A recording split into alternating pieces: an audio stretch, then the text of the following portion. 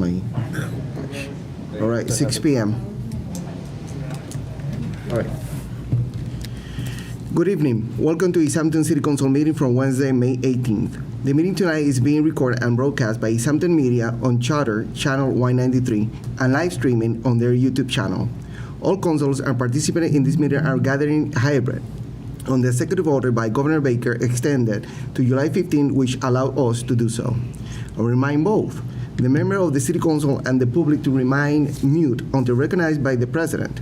Also, for the members of the public, please remove your camera for the duration of the meeting unless you are participating in public speak time or the public hearing.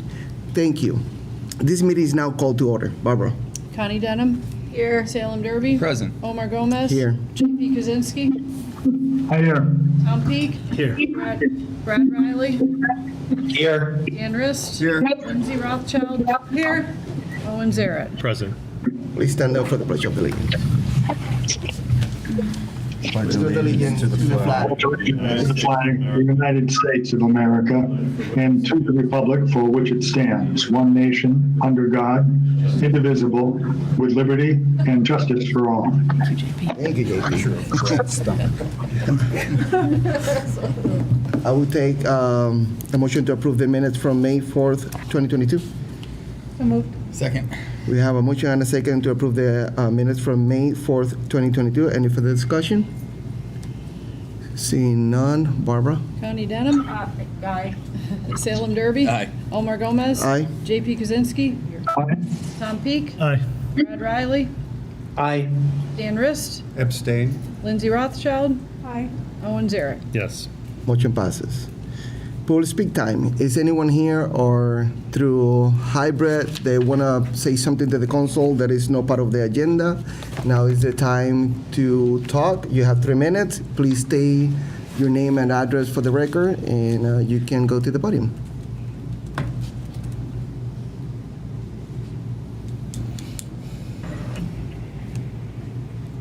Hello.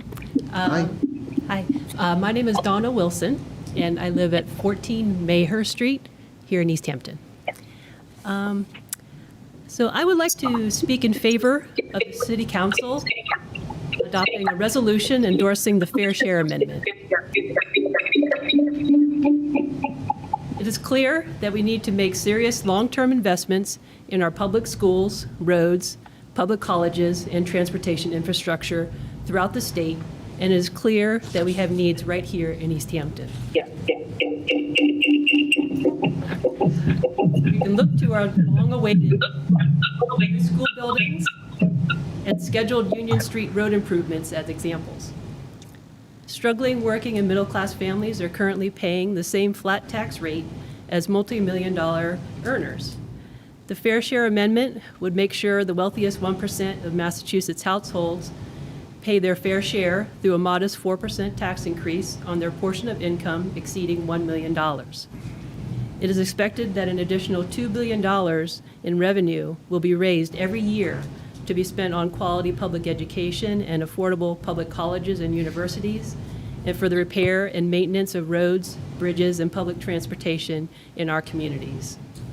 The wealthiest residents of Massachusetts can afford to pay a little more to make the big investments we've been putting off, investments that will be beneficial to themselves as well. I hope you will endorse the Fair Share Amendment to grow our economy and make it work for everyone. Thank you. Thank you. Anyone else from here? No. Joanne? Yes. Can you hear me? Yes. Okay, thank you. My name is Joan Kurtz. I live at 359 Main Street here in Easthampton, and I'm the president of the Friends of Easthampton Dog Park. I just want to remind the council of our fundraiser this Saturday from 10 a.m. to noon in Union Plaza along the Manhan Trail. We would love for you to stop by and talk to our supporters and see how energized we are about establishing a dog park here in Easthampton. Thank you for your time and consideration in this matter. I hope to see some of you then. Thank you. Thank you. Nancy? Good evening, members of the City Council. I'm Nancy Stenberg. I live at 17 Main Avenue, and I am a public school librarian. I'm here to speak in favor of the resolution you're considering tonight for the Fair Share Amendment. Right now, the Massachusetts economy works great for those at the top, but that prosperity doesn't reach everyone. This is especially true now during the COVID pandemic. The rich keep getting richer while working families are bearing the brunt. Specific to education, our schools need major investments, and additional state revenue is necessary to invest in our public schools and give all students the education they deserve. Again, the pandemic has just brought many, many unseen costs to our school systems, and we need to really try and find additional ways to get smaller classes, social emotional support, extra tutoring, additional counselors, nurses and social workers, and librarians to get them back on track. Public higher education, we have the highest fees in the country. It's ridiculous. Student debt is out of control. So this Fair Share Amendment would help with that too. The average UMass Dartmouth student who takes out a loan will graduate with over $34,000 in debt, and that's, yes, a public college. The debt is holding back our entire economy. It's time for the wealthy to pay their fair share, and this amendment will only raise taxes on the wealthiest of Massachusetts households, those who have more than $1 million of taxable income in a single year. Anybody in the room? I didn't think so. So anyways, please do consider passing the Fair Share Amendment resolution. Thank you. Thank you, Nancy. Marion?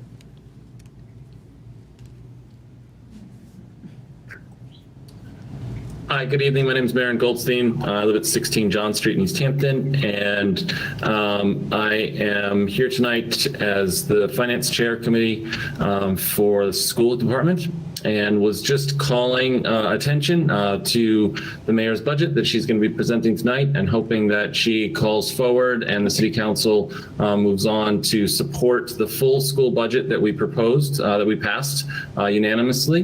That is $18,450,907. That is a important increase in our funding due to a number of fixed cost increases as we move into our new school. We're very excited about the new school. There's a lot of great opportunity there to do a lot of great things with our services, but we do need this increase. And so we're looking forward to the mayor putting that forward and the City Council supporting that budget. Thank you very much. Look forward to the Finance Subcommittee meeting on June 2nd, if that's still the date to be chosen. Thank you. Thank you, Marion. Sarah? Good evening, everyone. My name is Sarah Woodard. I live at 24 Sheldon Avenue in Easthampton. I am also a school teacher and speaking on behalf of the Fair Share Amendment, hoping that you will vote for it and pass it. The Massachusetts economy works well for those at the top, but the prosperity does not reach everyone. This is especially true now during the COVID pandemic. The rich keep getting richer while working families are the ones bearing the brunt. Public schools throughout the state are under the weight of ongoing pandemic. We need smaller classes, social emotional supports, counselors, nurses, as well as this amendment helping us with our bridges and our infrastructure, equality around public transportation, higher education, pre-K and K, and just it's a great amendment all around. So I'm hoping that you all will vote in favor of it tonight. Thank you for letting me speak. Thank you, Sarah. Anyone else? Yes, Who's yes? Paul? please. Yes, please. Thank you. I appreciate it. My name is Paul Fenn. I live in Haydenville at 91 Mountain Street. And I'm here today really representing my company, Local Power, which is involved with communities in the area with trying to decarbonize their energy through something called community choice aggregation. And there's a lot of that going on around here, a municipal energy program. I'm here to speak to you about something related, though, that we've come into be involved in, which is really in some ways a more urgent concern concerning the treatment of exported municipal solid waste and wastewater sewage from communities in Massachusetts. And so we work with municipalities to decarbonize energy and look at really broadly across the causes of carbon, which are electricity, gas, transportation, solid waste, basically, for the addressable carbon for communities that they can actually do something about to reduce. And so solid waste is the third largest cause of emissions from communities today. And developing these policies to reduce carbon emissions, we've begun to focus on extreme health risk posed primarily to lowest income communities, whether in Massachusetts or in New York or in Maine, New Hampshire, by how municipalities are managing their waste stream, specifically exporting waste from transfer stations to landfill, which ends up in host communities' water tables or is incinerated to energy, which spews pollutants into the air and on land. So we have this toxic brew of dioxins, mercury, lead, cadmium, carbon monoxide, nitrogen oxide, hydrochloric acid, and PFAS now are the new crisis, the so-called forever chemicals, which are coming up in landfills and in sewage applications on farms all over New England. It really is a crisis. At the same time that many of the landfills in the state, Western Mass, all the landfills have closed.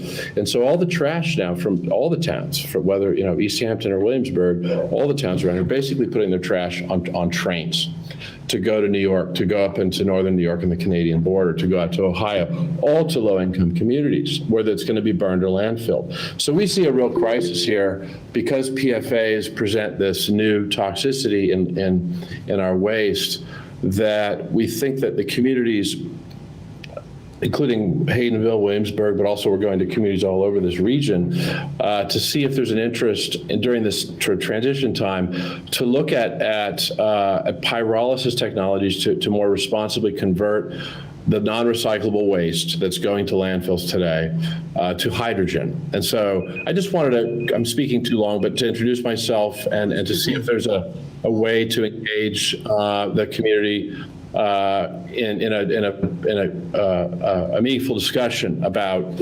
considering pyrolysis to hydrogen as an alternative solution to exporting for landfills and incineration. So just want to introduce myself, Paul Fenn from Local Power, and I hope we can have an opportunity sometime to get into discussions about this, and would love to hear ideas about who I should talk to or what would be constructive to talk to decision makers in Easthampton about this problem. Thank you, Paul. Megan?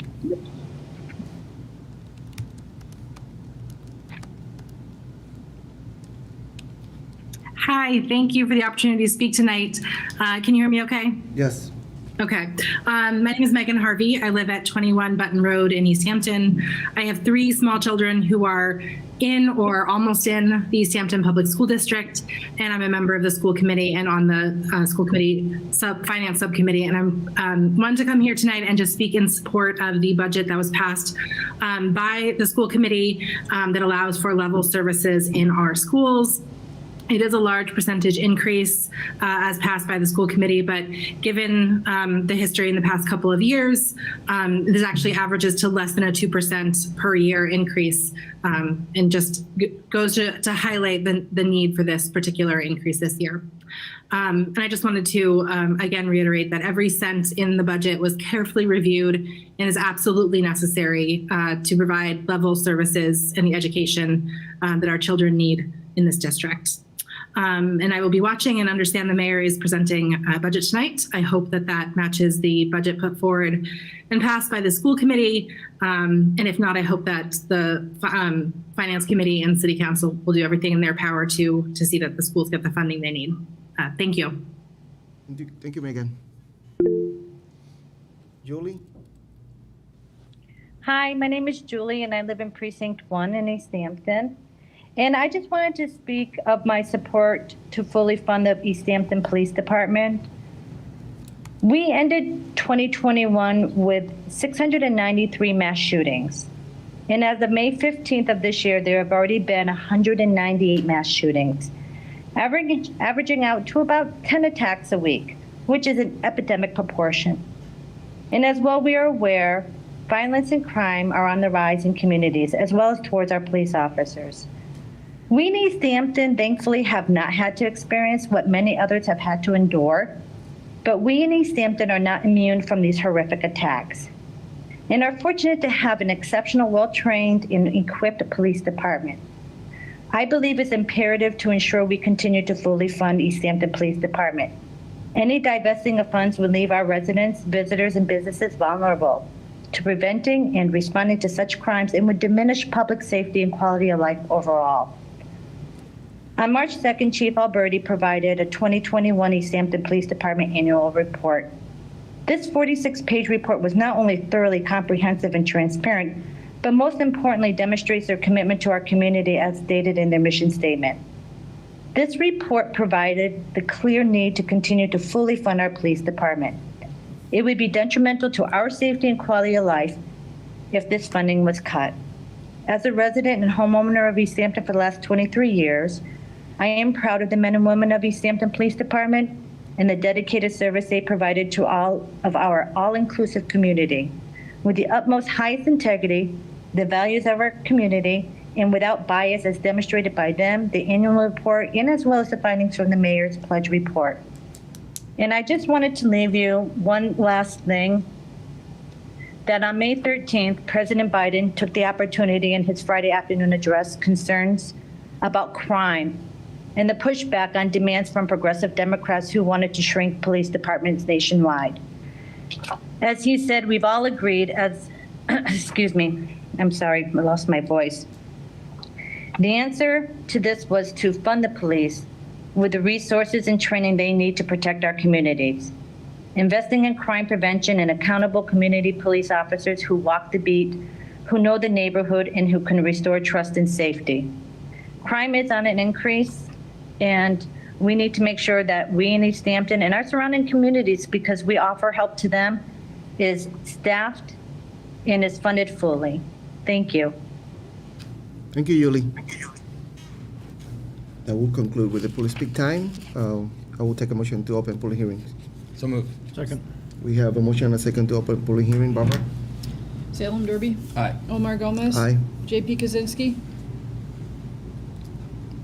He said aye. That was an aye. He said it? Okay. Tom Peak. Aye. Brad Riley.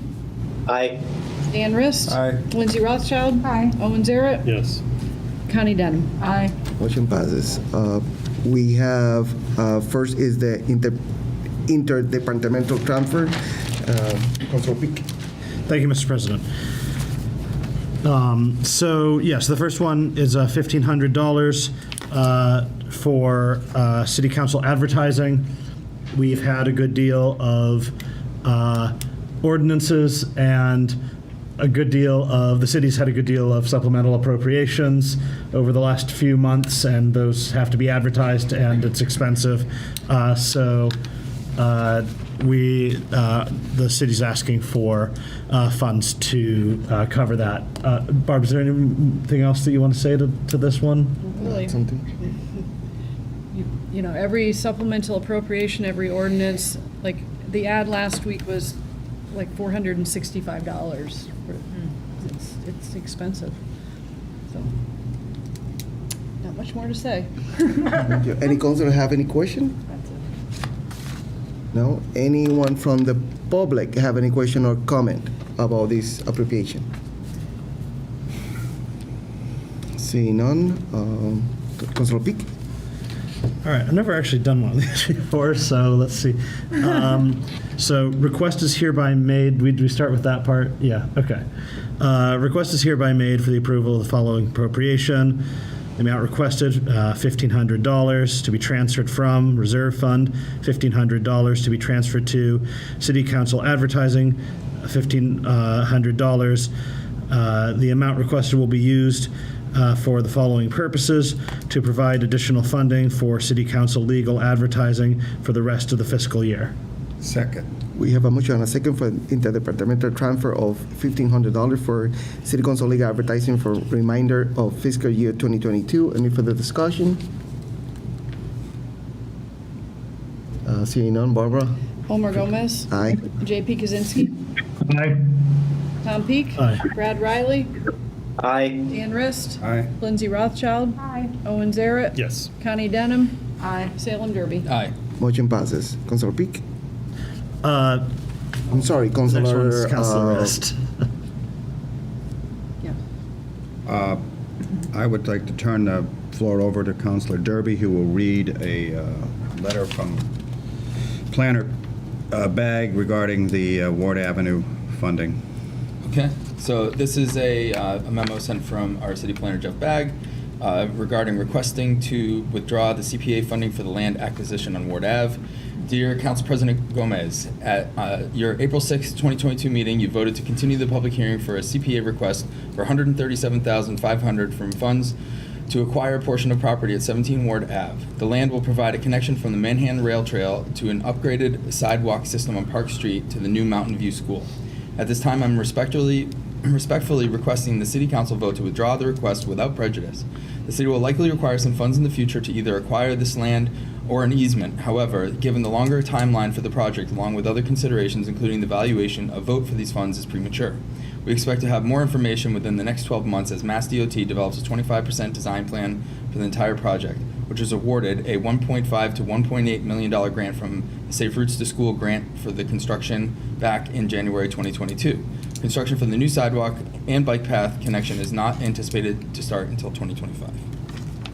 So make a motion. Not yet, because it's still part of the public hearing. Let me see if anyone have any comment or question about this particular appropriation, but we're going to remove it without prejudice. Anyone have a comment or question about this one? Seeing none, Councilor Rist. Before I begin, I would just like to say, just so that everybody who hears this in no way removes the idea of that connection on Ward Avenue for the bike trail to Ward Avenue. The CPA committee and the planning department and the city wants this to happen. The timing is the issue with regard to the Safe Roads project, so it will happen in the future.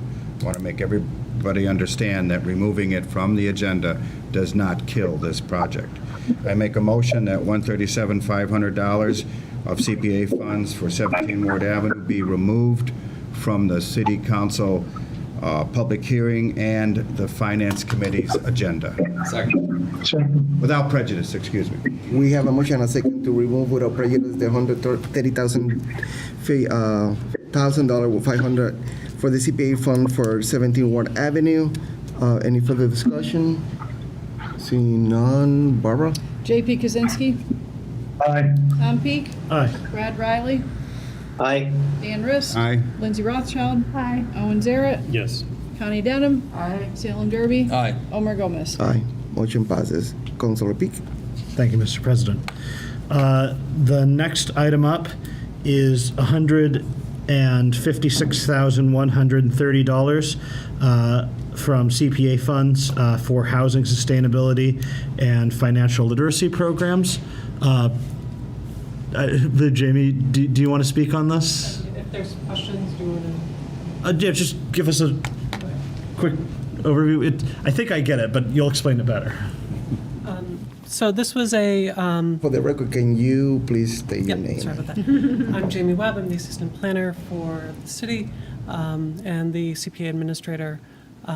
The request is from Valley Community Development Corporation to run an 18-month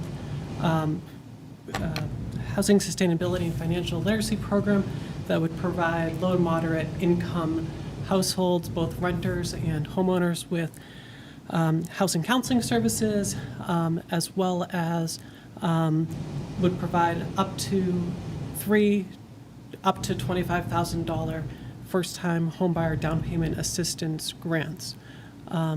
Believe that Alexis Breitnecker, the executive director of Valley CDC, is here. I don't know if she has anything that you want to say, or I can also be, if not, I can also answer questions.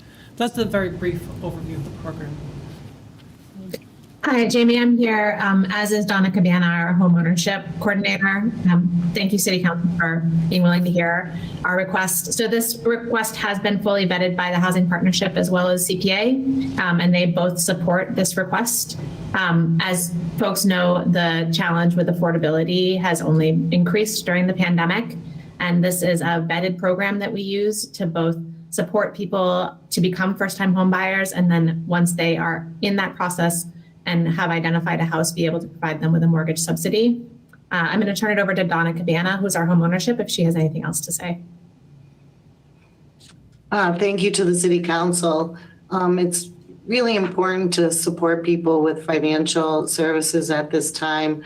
Due to the current housing market, rents are increasing, interest rates are increasing, and it's the financial literacy piece of this and helping folks to get their finances in order and to plan and save for emergencies and emergency repairs and, the home purchase and rental increases. It's pretty important right now. I'm talking to a lot of folks that are struggling that, could really utilize these services. And it is an 18-month program. We wish we could do this program continually in the town because, we need to prepare folks for these rental increases and prepare them towards home ownership.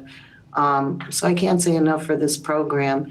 And the cost that households are facing right now makes it extremely difficult for them to save towards down payment and closing costs. So the mortgage subsidy piece could help to keep families in Easthampton that have been here for years and have kids in the school system and folks that work locally and work in town. It's an important program. Thank you. Thank you, Dana. Any councilor have any questions? Councilor Rist? I just want to say that I was there for the CPA meeting. The CPA committee enthusiastically supported this program.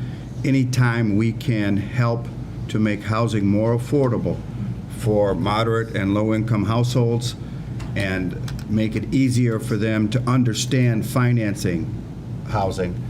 It is one of the primary tenets of the CPA legislation. So I urge the council to vote in favor of this. Thank you. Thank you, Councilor Rist. Councilor Sarat? Thank you for recognizing me, Mr. President. I'm happy to see the CPA using money for housing affordability. While I certainly don't have any issues with other CPA expenditures, I think it's great to see us fulfilling elements of the housing production plan on both of our two recent plans that set aside suggestions for making housing more affordable in the manner that is outlined in this CPA funding. This not only allows people to be able to afford a house, it also empowers them with the appropriate education and financial understanding of what it means and what it is required to own a house, especially in the current market. We're seeing prices in Easthampton astronomically climbing and people coming in with huge offers over asking price with cash. I think this levels the playing field and also helps maintain a more appropriate socioeconomic diversity and affordability within the city. So I think this is great. Thank you. Any other councilors? I just have one question is to get this, the people have to take a class, right? The first time home buyer class? The education is a requirement of receiving the subsidy, yes. Okay, and how many people are taking that education? We're seeing about 50 households per month attending the class from the area. Okay, thank you. It's pretty well attended. Thanks. Anyone from the public have any comment or question? Seeing none, Councilor Rothschild? I just want to make a comment as someone who works in the real estate field.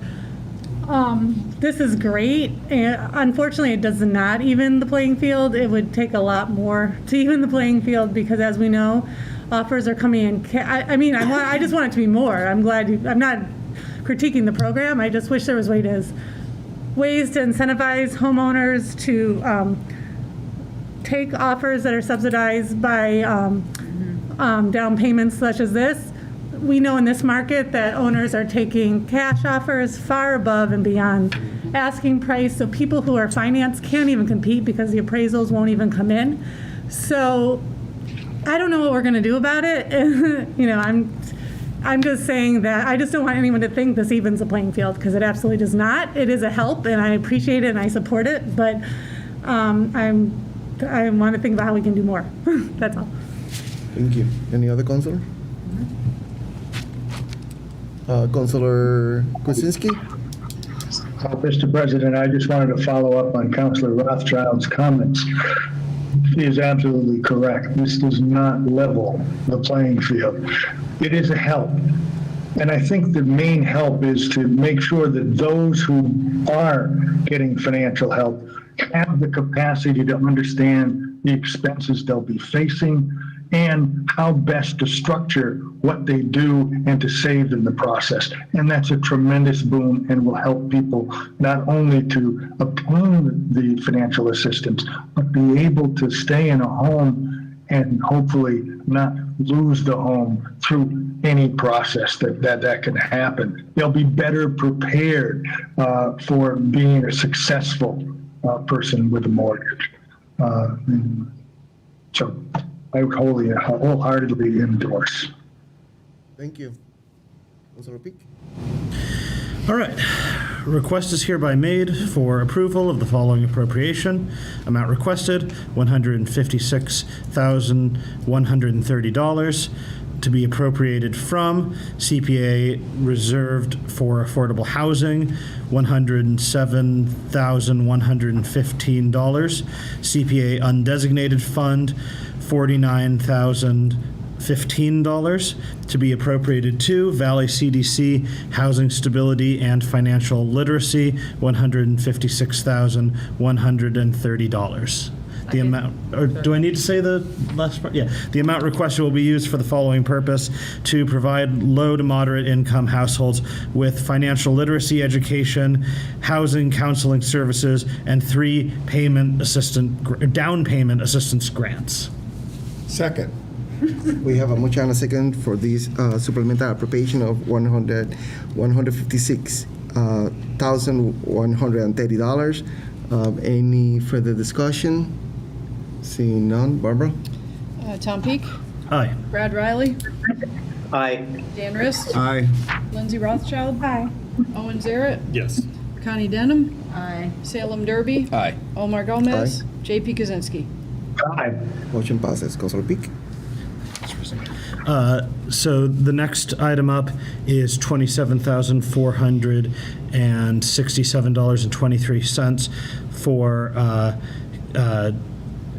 to cover FY22 IT department payroll.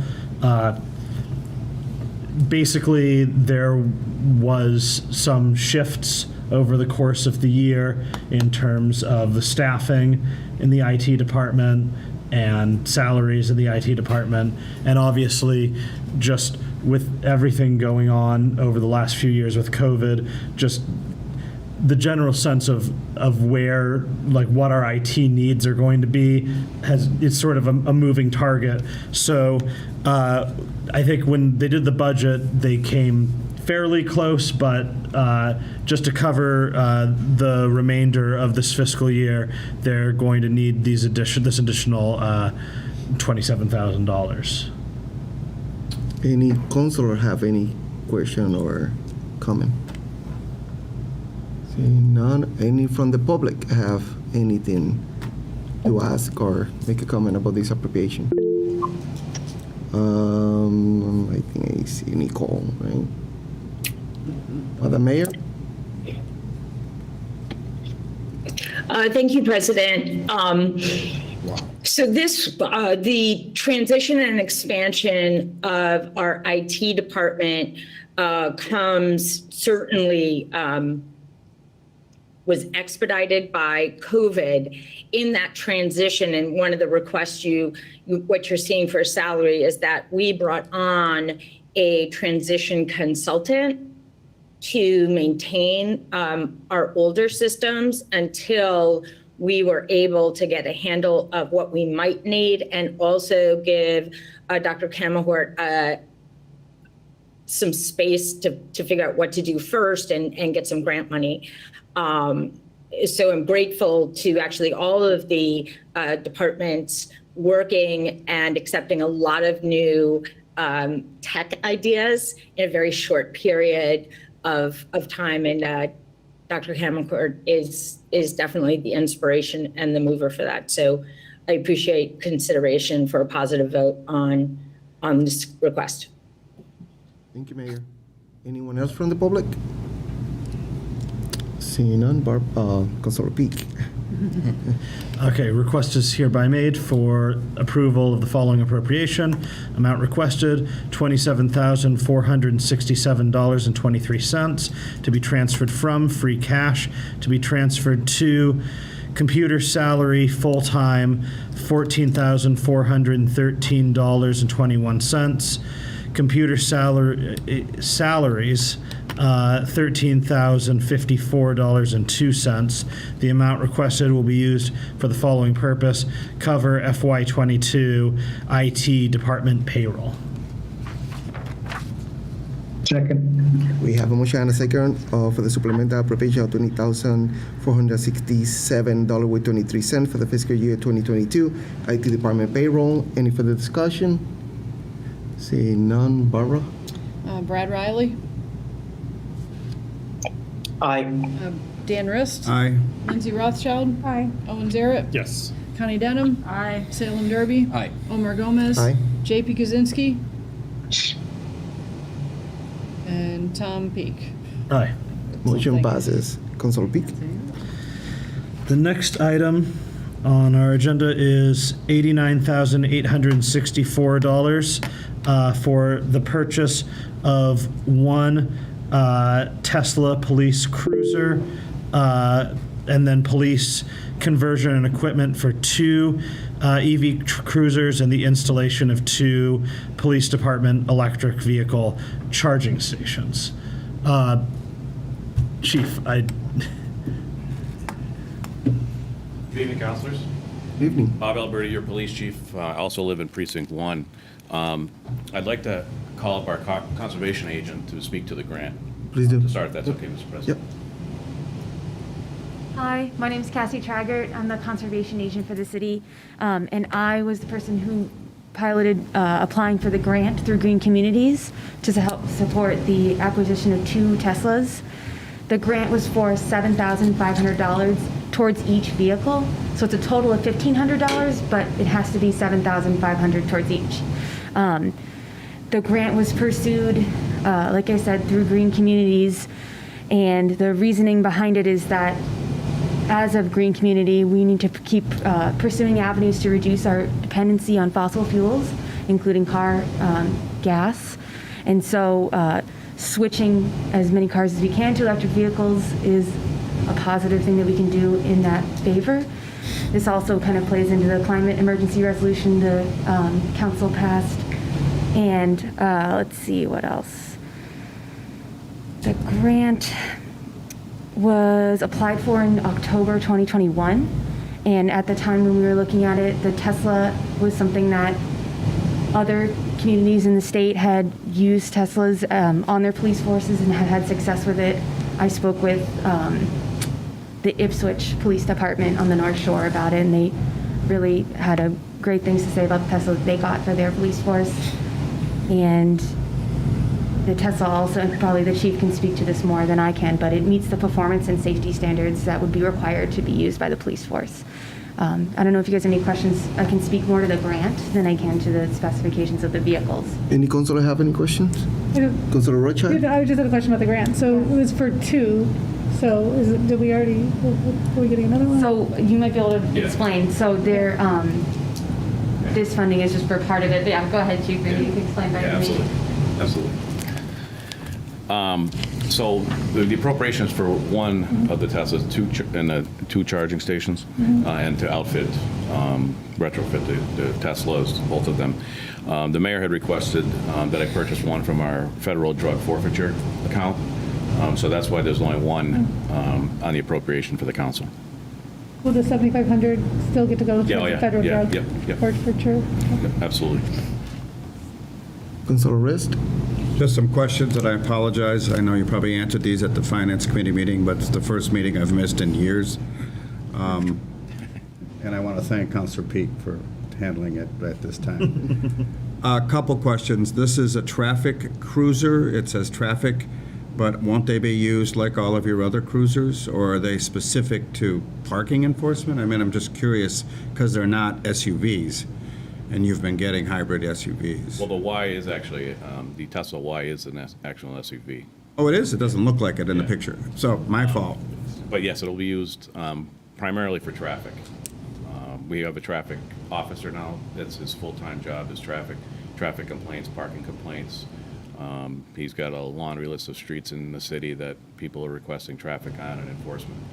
So, however, it can be used, as all of your cruisers can be used in any kind of enforcement. Absolutely. Because, and I'm happy to hear it's an SUV for snow and all that. Yeah, absolutely. I'm reading your nice, what you provided from Westport, and they claim that although it costs more, that it does, the hypothesize that fuel expenses would more than make up the cost difference. And what I sincerely like about it is when you stop someone, it turns off. You're not, the gas, you have to keep your engines running normally, but you don't have to do that. Correct. With an electric vehicle. It right. starts, and I have one, I know how fast they start up, so it's great. So I wanted everybody to know that even though the word Tesla is here, because they're the only ones that make this, correct? Yes. There's no, we don't have a Ford or a Chevy that makes this kind of an all-electric cruiser. Ford makes a Mustang, which is much smaller than the Tesla. And Mustang SUV? Yeah, no, Mach-E. no, Mustang sedan. Yeah, the Mach-E. The Mac, yeah. But it would not be usable in this case. It's much smaller than the Tesla Y. But I feel, again, that this is a great way. We've been always working hard to try and get environmentally friendly with these vehicles, and this is a good start with it, and we're getting a lot of federal help for it. So, great. I was concerned because the picture looked like it was a small sedan, so thank you, Chief. Thank you, Councilor. Any other Councilor? Councilor Sarrett? Thank you, Mr. President. Yeah, to reiterate the just in terms of the cost saving, and you can confirm if this is correct, Chief. I've seen, I mean, certainly it depends on the community, but I've seen approximately $4,000 a year, give or take, which over a couple of years makes up for the cost difference with the traditional combustion engine or hybrid vehicles. My question is just about range and charge with these, and do you anticipate that you'll be able to make it through a shift on a single charge, or do you have kind of a strategy? What would happen if you run low on charge, and what would happen to that officer using the vehicle, and are there other vehicles available? Yeah, that just occurred to me. There's plenty of cruisers available for that. But my research and my understanding and conversing with the manufacturer is that the vehicle will run for 8 hours on one charge. Some of the other research that we did is on 1 hour of charge, the vehicle will go 36 miles per hour of charge, and 1.2 hours for an 80% charge. But we anticipate charging these vehicles overnight, typically on a night shift, because the traffic, of course, is mostly during the day and into some 3 to 11 shift. Can I ask a follow-up question? Yeah. And these have regenerative braking, is that correct? Yes, too? yeah. Okay. Good. What is the price differential? Sorry. Sorry. Yes. Councilor Rothschild. What is the price differential with your cruisers you typically buy? $11,000. Okay. Anyone else? Because I do have a question. Who? It's another question, but I already asked the question, Mr. President, if you want to ask Councilor first. Sarrett. No, go ahead. The other, I know that there's a concern in terms of sometimes our turnover, Chief Alberti, with vehicles, just because they're used hard and for pretty intense purposes, and we have to get new cruisers on a frequent basis. Is it correct that, my understanding is that these, because of fewer moving parts with the electric vehicles, these can actually be used for hundreds of thousands of miles? Is that a fair statement? That's correct. And again, in our research and speak with the manufacturer, the battery life is 300 to 500,000 miles, which would equate to probably anywhere from 12 to 15 years. Our Fords now, they're out of powertrain after 100,000 miles, and we have 4 of them right now that are, or 3 of them, I'm sorry, that are out of powertrain. And the average life of those cruisers is 5 years, as opposed to 10, 12, 15. I have a question about the grant per se. I know you said there was 15,000 to buy 2 Teslas. Yeah. But we look like we're using, for the package that we have, that we're using 15,000 to buy only 1 Tesla and the 2 chargers. So that's from the package that we have. Look like we are only buying that with one.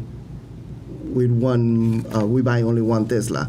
Can we do that with the grant? We can use the 15,000 just to buy 1, or we gonna split it 7,000 and 7,000 for the other It one? needs to be 7,500 towards each vehicle.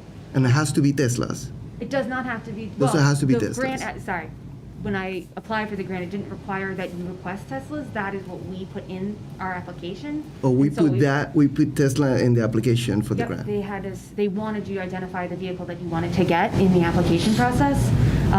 I think it would be difficult to change now, at this stage, now that the application has been accepted, and that they have awarded us the funds under this understanding of these vehicles being the target. But yeah, 7,500 towards each vehicle. And I know this answer, but for the public knowledge, what we're gonna do with the 2 vehicles that we're gonna replace? Because usually in our city, we use it, sometimes we transfer those vehicles for another department. We are not doing that, and the reasons are because what? Why? Well, my understanding is they're going to be sold through MHQ, is that correct? Yeah, so I think their reasoning maybe is that there isn't a need. Well, the grant mandate that we have to get rid of. Oh, yeah, because we have to, sorry, we have to remove them from the fleet. Yes. So that they're, because again, the point of the grant is to reduce our fossil fuel usage. Mhm. And so now we're eliminating that usage by selling those vehicles. Thank you. Any other councilor have any questions? Councilor Kosinski, because. Thank you, Mr. President. I just wanted to congratulate everyone for locating a grant for the mayor suggesting that we use the drug forfeiture funds for the other vehicle. And I really am grateful that we're working in this direction. I remember when Councilor Derby had made his original proposal about having fuel-efficient fleet here in the city for all the departments, and this definitely is a big step in that direction. Chief, I did have one quick question, if I may, about the length of time that the lights can be flashing on these vehicles. I had always been under the impression that the light flashing was the reason we had to keep the vehicle turned on and gas being consumed. And I'm just absolutely thrilled to hear that that is not the case. How long can the vehicle's lights remain on? It's an important safety feature both for the officer, the person who's been stopped, and for anyone else traveling. That's a great question, and again, my understanding is that the lights can remain on, certainly but for the length of a car stop and multiple car stops. If the car can run for 8 hours at 36 miles on an hour of charge, and the lights are all LED also, so they can run forever. Super, thank you very much. Councilor Sarrett. The previous speaker basically addressed what I wanted to say, that we do have a city ordinance just for the public that does require fuel-efficient vehicles, and certainly this is more fuel-efficient than a hybrid. So that's all I wanted to mention. Madam Mayor?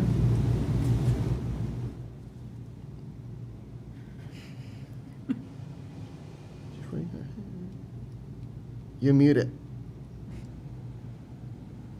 There we go. Thank you for the opportunity to speak on this item. I've also noticed that Liz Jensen has had her hand. I didn't know if you can see everybody. I wanted to speak to the Teslas. One, it's important that we go after green community grants, and I'm grateful to Cassie for all the research she has done.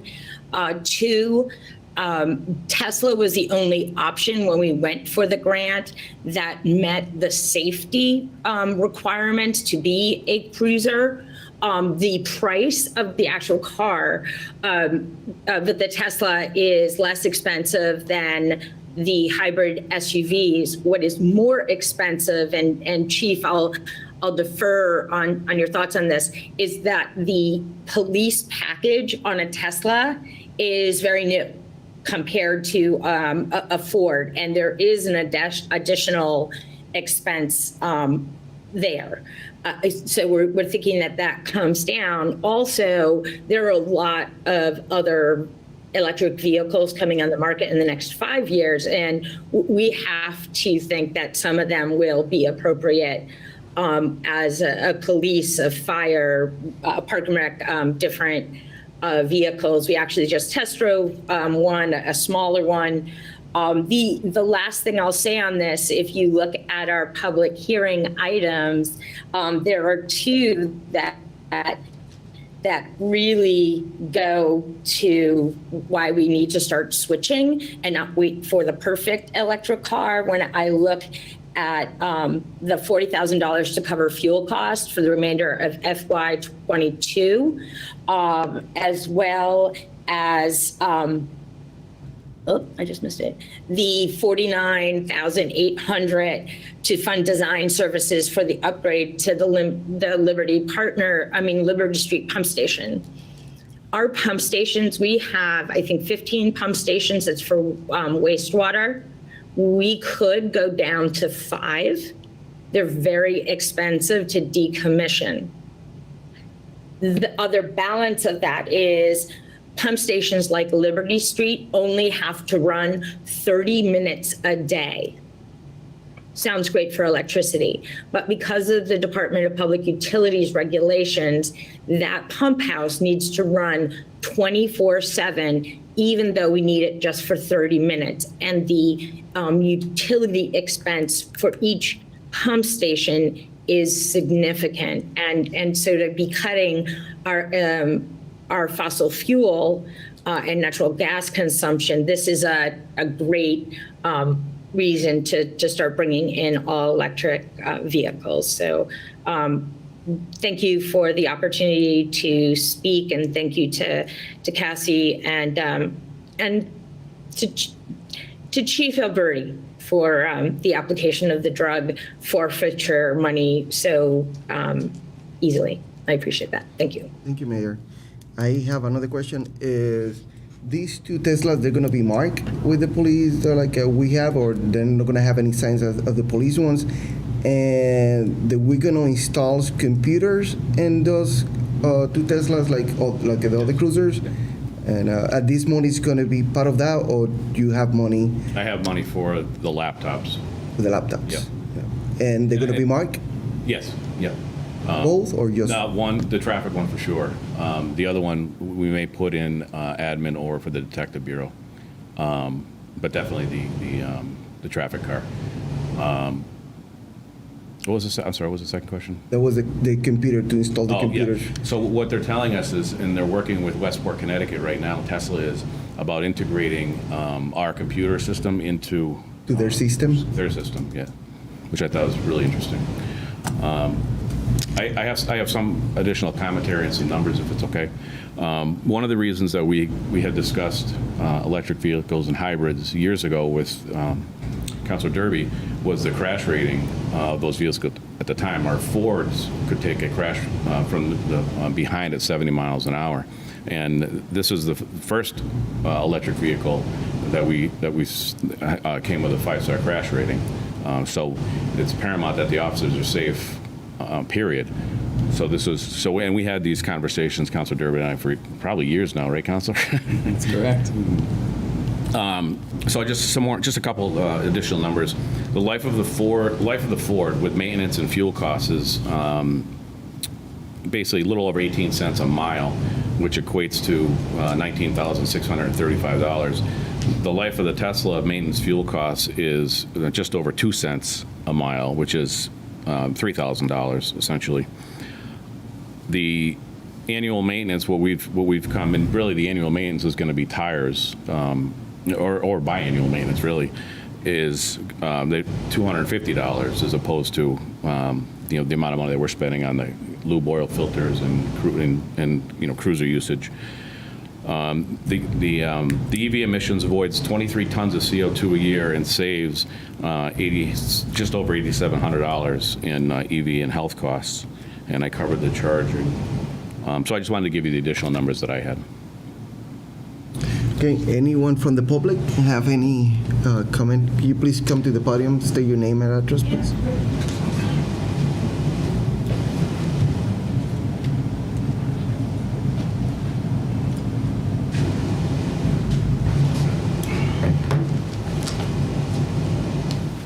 Hi, my name's Donovan Lee. I'm a resident of Ward Avenue over here in Easthampton. I'm speaking today to speak against this proposal. Not only does the Easthampton Police Department not need another vehicle at this time, it's another incident in a pattern of the Easthampton Police Department acquiring funds and equipment with a lack of public input. The Easthampton Police Department has repeatedly applied for grants with no public process, then come to the City Council for money saying, we need this money or the grant money is going to go to waste. This is an attempt to strong-arm you, the City Council, into giving them money whenever and for whatever they want. An attempt to bolster their already large stockpile of weapons, vehicles, high-tech surveillance equipment, and other equipment with as little public oversight as possible. The Easthampton Police Department is trying to pass off this acquisition as being done for an ecological benefit. It would not be of ecological benefit to add an unnecessary vehicle to the Easthampton Police Department force. It would not be an ecological benefit to buy another car that we don't need.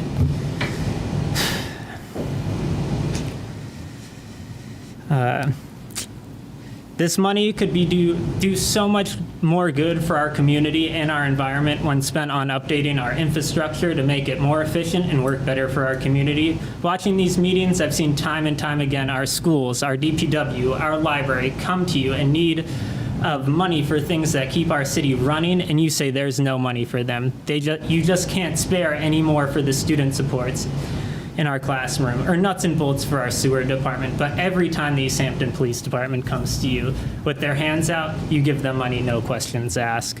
Council members, we are watching. A vote tonight for this says that you would rather invest in our community members getting pulled over by an overpriced and unnecessary electric car than in community support, education for our community's children, well-maintained roads, ensuring we have clean and efficient water and sewer. The list goes on. Thank you. Thank you. Anyone else from the public?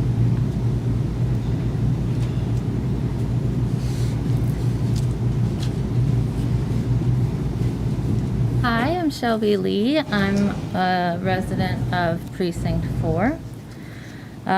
Similar sentiments. I think there's absolutely no way that appropriating this money, the $89,864 for the EPD to buy Tesla products right now, is a reflection of the desire of the majority of the community of Easthampton.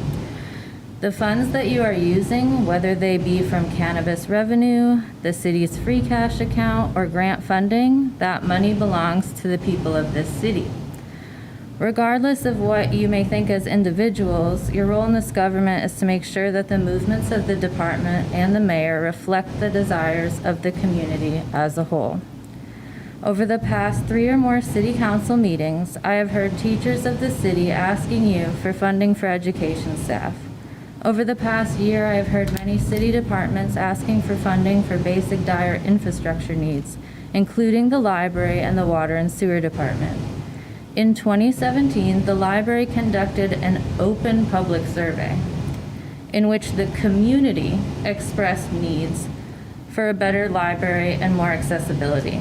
The library planning board went through a lengthy process to come to funding barricades and is still working through funding barricades to try to meet the community expressed needs, including extended weekend hours due to salary limitations.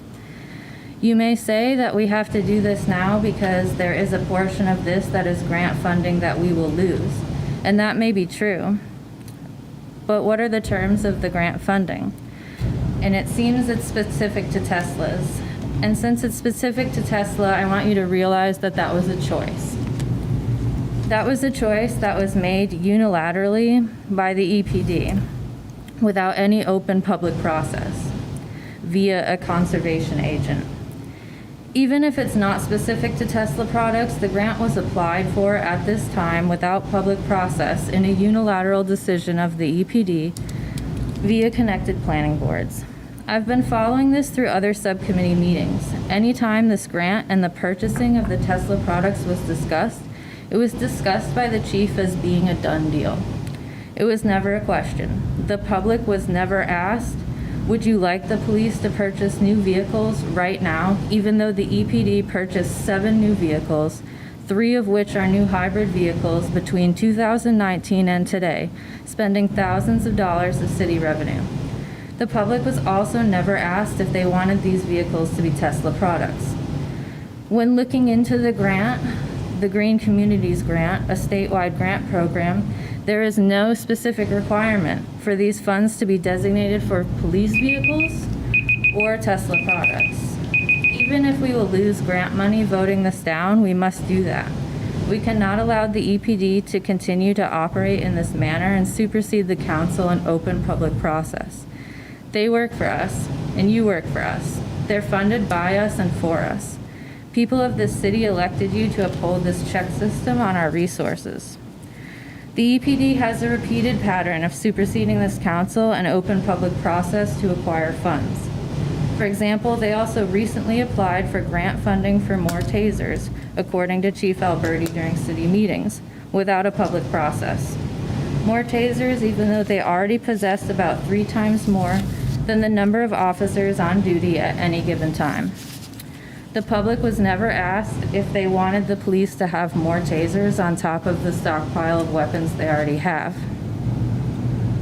I've also heard members of this council use public time to speak about the war in Ukraine, and I find it hard to believe that you can look at that conflict, fueled by oligarchs, make reference to it regularly, and then consider spending our city's money on the empire of Elon Musk, the beneficiary of South African apartheid, profiteering, and emerald mining wealth. Elon Musk, who's repeatedly faced workers' rights violations charges since 2010. Elon Musk, who has fired pro-union workers and was disciplined by the National Labor Regulation Board for violating workers' rights to unionize. A current California lawsuit alleges that black workers at Tesla were subject to a racist work environment. Is that a reflection of the values of this city? I can tell you it's not a reflection of the desires of this community. However, it's starting to look like an accurate reflection of our government and our police department. According to the records supplied by the EPD, our city's police department conducts traffic stops and uses force against Black and Latinx residents at a disproportionately high rate, and Chief Alberti, to use his own words, was not surprised by this. We also know what the mayor has said, and we all have heard her non-apology, shifting blame to the misunderstanding of a targeted individual and inviting colleagues of hers to speak on her behalf, whose organizations benefit from being in the public eye. Lastly, other police departments have purchased these Tesla products and regretted it. Reviews from departments, including the LAPD, say that the vehicles are burdensome. They have to charge constantly when used as a patrol car. They attest that the range drops very low because of the constant draw on the battery from idling, air conditioning, heating, added computers, and the manner in which they are driven in police capacity, which is under frequent bursts of high acceleration. A vehicle that is partly charged at the beginning of a shift will not last for the duration of the shift.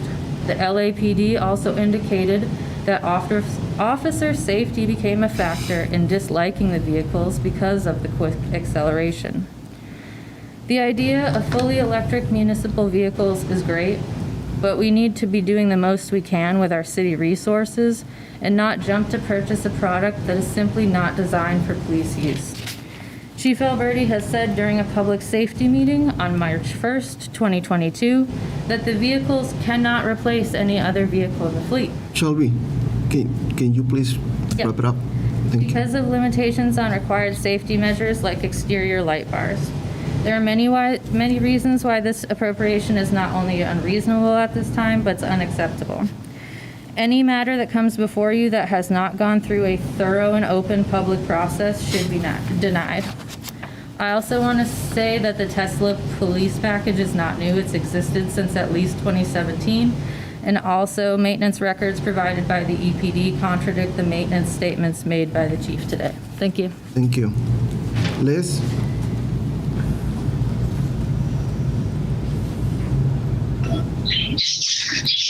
Hi, my name is Liz Jensen. I live in Ward 3. I'm also would like to speak against the Tesla. Today, I spoke with the conservation agent, Cassie, and my counselor, Tom Peake, and they were very, very helpful in making me understand why the Tesla was chosen. It's not that I'm against an environmentally friendly city. I just want to remind you that 2 years ago, next week, George Floyd was murdered by the police. Less than 2 months ago, a man that shares our area code in Pittsfield was killed by the police during a mental health call. We know that the institution of police is racist, it's flawed, and it murders. And when I saw this item on the agenda, it looked like that this city is looking to continue to invest in such a system. An environmentally sound institution of racism is still an institution of racism. When are we finally, as a city, going to look to invest in alternatives to policing? Is it going to have to take someone dying within our zip code in order for us to do so? I don't think that these funds are needed for another police cruiser. I think they're better spent elsewhere, and I would hope that you would look towards alternatives to policing. Thank you. Thank you, Liz. Julie? Hi, Julie from Precinct 1. First, I just wanted to thank Chief Alberti, and I don't remember the environmentalist who also consulted on it, but I wanted to thank them for being so proactive. I think that our environment, we only have one. We can only go up from where we're at. If we go any deeper, our children's children are going to be in big trouble. I think that these police cruisers for the Tesla were well thought out. They're very economic. And I've talked to many other people in our community who agree with me. So when you decide on what you want to do with this, remember that this isn't about politics. This isn't about how somebody feels. This is about what's best for our community and what's best for our environment. Thank you. Thank you. Desiree?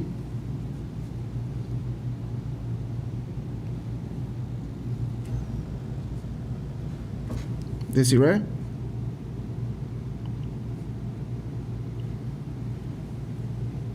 Is she muted?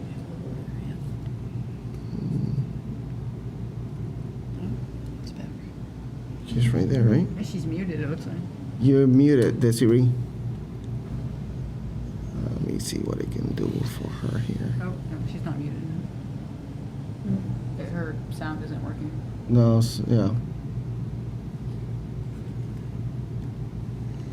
It looks like she's... Yeah. She hears us because she turned off her mic and then turned it back on again, so.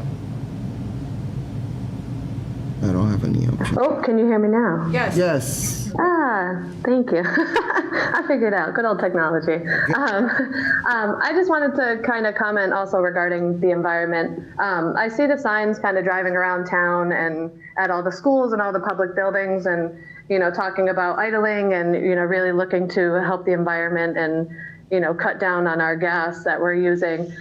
So it actually is very enjoyable to see that the city is looking to, you know, expand our vehicles that we're using for the city. Obviously, you know, the police is one of them, but also I thought there was a comment about using the, looking towards the vehicles that are used for the public safety as well as the mayor's office that they have for the city. It's nice to see that we're looking towards other options rather than, you know, our gas guzzlers that we have. So that is all. Thank you. Anyone else? Seeing none. Councilor Peake. Actually, Chief, if you don't mind, I just have a have... question? Yeah. Okay. So, just as a preface to this, when I first saw this item, I had, I'll admit, a little bit of trepidation just because of the brand and the reputation of the CEO of the brand, whose behavior I find erratic and disturbing. And some concerns I had heard from self-described car guys I know about the Teslas. Now, the research that you had here, and frankly, the fact that these are the ones that are available, and I don't want to I don't want perfect to be the enemy of good in this sort of situation. So I was okay with it. I just, the stuff that Shelby said about what happened in LA, have you heard about any of that? Is any of that familiar to you at all? Everything, like I said, everything that I've read in the research, Westport, NYPD, and PD in Maryland, the Boulder County Sheriff's Office, and Ipswich, thank you, was all favorable. Okay. Well, like I said, I'm not looking to have perfect be the enemy of good. Let's as we proceed, let's be careful with these, because I'll be honest, I have some concerns about the brand and about the company. I like the idea of us electrifying our fleet a lot, and I have a little bit of trepidation about the company, and I just feel like I have to voice that so that if something goes horribly wrong with these things, no one's like, well, Tom, why didn't you? I know, but I hope it all goes well. Thank you. Councilor Dena? Yeah, I appreciate the work that has gone into this, and no disrespect there. I understand that the research and everything. I also did just a Google search and found, I didn't write down kind of the cities, but talked about the fact that they regretted purchasing them. They found them, I mentioned this the other day, they were incredibly compact inside, and also I think they said something along the lines, it was difficult to transport, or you couldn't transport people, and so we're using these vehicles to basically pull people over. And as someone who grew up in extreme poverty, I would find it exceedingly challenging to be pulled over in my community by a luxury vehicle. And I think that sends the wrong message to a working class community like this. I'm sorry, it just really grates on me. Additionally, we're talking about, I'll say it, Elon Musk. He also runs SpaceX, and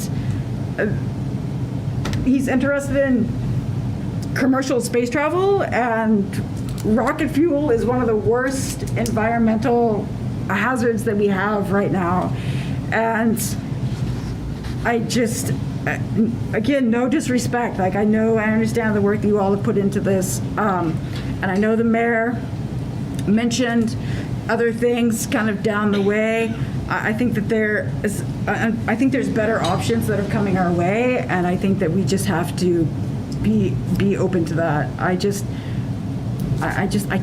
can't support this particular company for the things that were mentioned specifically, and I want to be environmentally conscious.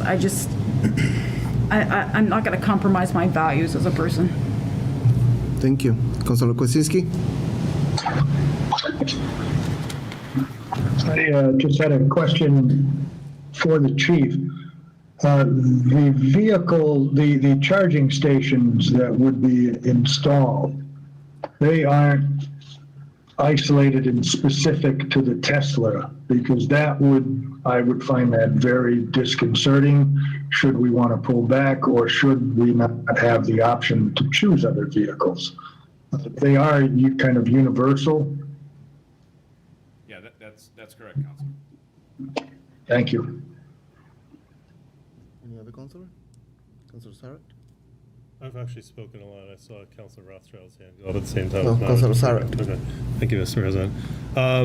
I did some research as well, Chief, and I know that there's other departments, as you mentioned, that have used the Teslas for police cars. And My understanding, but I'm not, maybe you can correct me in terms of your research, was that other departments have used the Tesla S, which is more of a smaller sedan compared to the Tesla Y, which is newer in application to law enforcement uses. And I don't know if some of the concerns with size, if those are related to the S model or the Y model. Do you have any information? I don't have an answer to that, but I know that police officers in general don't like sedans for just that very reason. And to Council's point earlier, when we went from the Crown Vics to the Ford SUV Interceptors, there was a lot of angst amongst my officers about the size. And initially, we still had both, so the larger framed officers would still drive the Crown. They had the option, but then of course we eliminated all the Crown Vics, and those same larger frame officers adapted to the Interceptor SUVs, and we had no issues whatsoever. Councilor Rocha? Yeah, I've appreciated the conversation.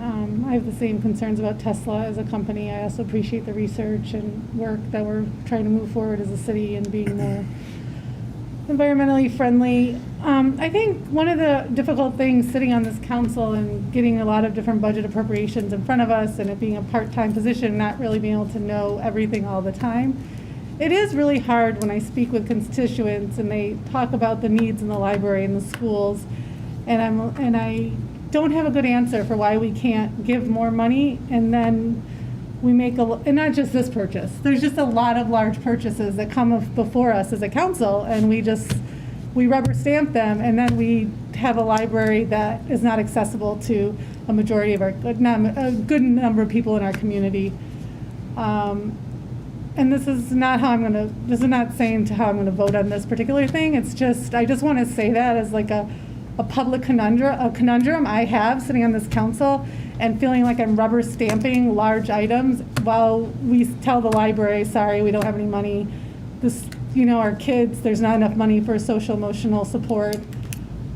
That's been one of the things that have really struggled sitting on this council. I just want to make that remark. Thank you. Councilor Peak? Okay. Request is hereby made for approval of the following appropriation: $89,864 to be transferred from free cash to be transferred to 0012100.5818.2022, $89,864. The amount requested will be used for the following purchase, or the following purpose: to purchase one 2022 Tesla Model Y EV Cruiser for the Traffic Bureau, $56,940. Police conversion and equipment for two Tesla Y EV Cruisers, $24,129. Installation of two police department electric vehicle charging stations, $8,795. Second. We have a motion and a second for the supplemental appropriation of $89,864 for the purchase of one Tesla police cruiser, equipment, and two EV charging stations. Any further discussion? Seeing none, Barbara? Dan Rist? Aye. Lindsay Rothschild? Aye. Owen Zaret? Yes. Connie Denham? No. Salem Derby? Aye. Omar Gomez? Aye. JP Kaczynski? Aye. Tom Peak? Aye. Brad Riley? Aye. Motion passes. Councilor Peak? All right. The next item is $148,000 for fire and ambulance expenses, personnel costs, and equipment. Do we have anyone from the fire department? No, Here but for- we have Hadel in the call. Yes, we have the chief here. Norris, great. Where is he? Yeah, hi, good evening, everyone. I apologize in advance for my audio. I am off-site tonight. But this appropriation basically helps bring us to the end of the fiscal year for some of the contractual requirements for retirements, as well as some of the late reimbursements from the COVID accounts. So that's kind of what we're looking at as an overall view, and I'm happy to answer any more specific questions. Any councilor have any questions? I don't see anyone. Anyone from the public have any comment or questions about this appropriation? Seeing none, Councilor Peak. One thing I'll just say is that we had a more detailed conversation about this in finance. So if anyone's curious about these various line items and the sort of narrative behind all of them, you can go to the YouTube page that Easthampton Media maintains, and sorry, I see, and yeah, keep going, and there'll be that information. Councilor Rist. I just want to say these kinds of, reason I have no questions is because over all of the years I've been on the council, these kinds of end-of-year appropriations come all the time. It is very difficult for our departments, fire is one of them, to get a broad sense of what they will need in their budgets. And for the mayor to fund a budget that may not need that money would not have it available for somebody else. So we always get these appropriations to fix our budgets at the end of the year to make sure we close our books balanced.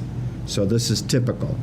And it will happen with maybe many of the other ones, and it happened in the past. So I don't want the public to think that we're giving money to the fire department because they've spent wrongly or some way. This is just typical.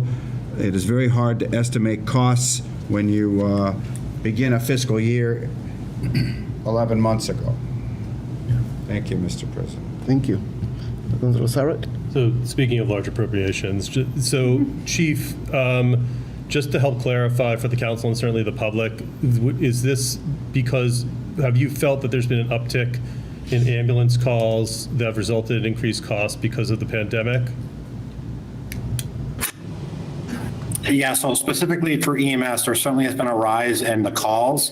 And also you're seeing that compounded by the fact that in terms of COVID-19 and the prices literally have quadrupled in price. I think I gave the example with the Finance Committee. I used a case of gloves.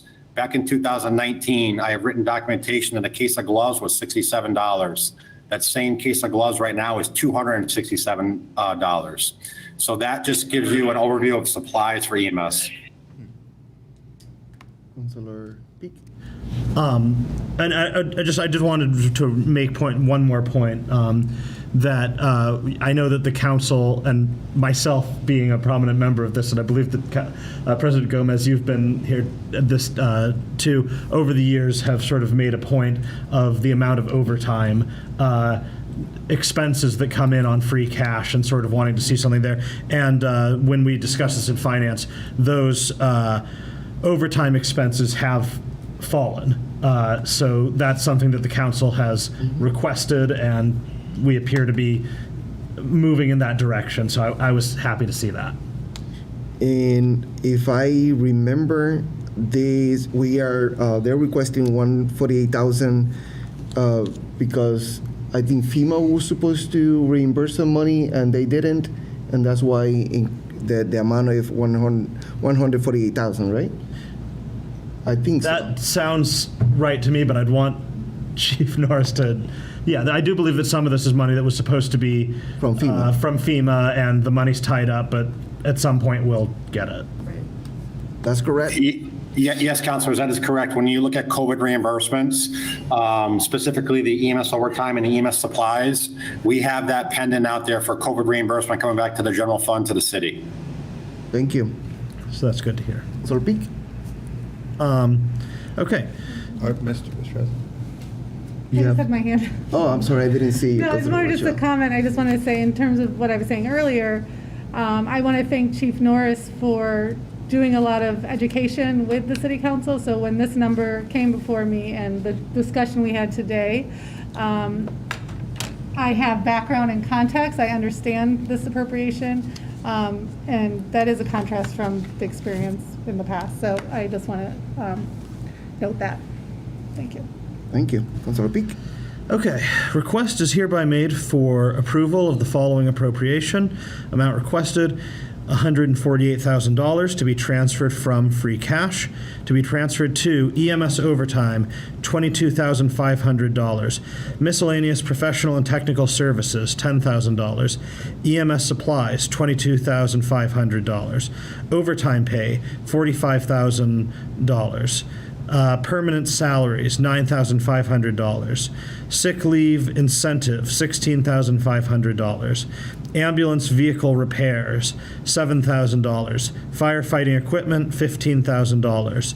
The amount requested will be used for the following purposes: EMS overtime, coverage for ambulance recall of personnel, miscellaneous professional and technical services, third-party billing agency costs for EMS revenue collection, EMS supplies, costs for supplies on ambulances, overtime pay, costs for backfill on shifts, permanent salaries, costs for vacation buyout, retirement Greg Gagnon, sick leave incentive, costs for sick leave buyout, retirement Greg Gagnon, ambulance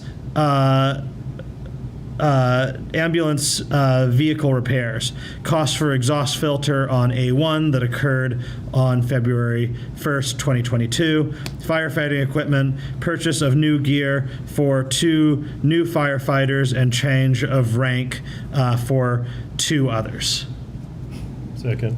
We have a motion and a second for the supplemental appropriation of $148,000 for fire and ambulance expenses, personal costs, and equipment. Any further discussion? Councilor Sarrett?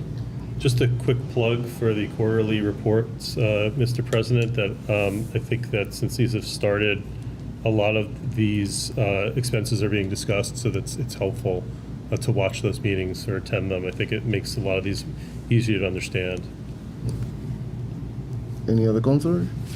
Seeing none. Barbara? Lindsay Rothschild. Yes. Owen Zaret. Yes. Connie Denham. Aye. Salem Derby. Aye. Omar Gomez. Aye. JP Kaczynski. Tom Peak. Aye. Brad Riley. Aye. Dan Rist. Aye. Motion passes. Councilor Peak. All right. The next item up is $49,800 for Liberty Street pump station removal.